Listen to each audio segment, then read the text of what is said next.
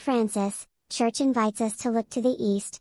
A new book with Cardinal Lazzaro Yuhongsik gives voice to the Church of the East through stories, anecdotes, and reflections, according to a preface written by Pope Francis. The Church, in its theological and liturgical tradition, has always turned to the East, and invites us to look there. Pope Francis writes, "Because from the East rises the light, the Sun of Justice, the shining star that is Christ."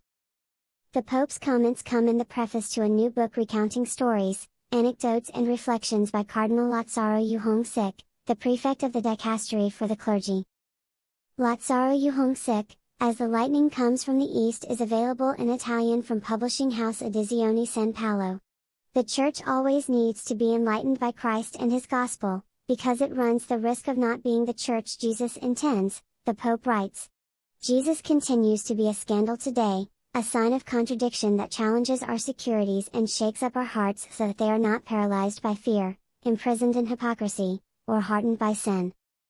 That, he said, is why he was happy to introduce a book that intends to give voice to the Church of the East, in the person of Cardinal Lazarus.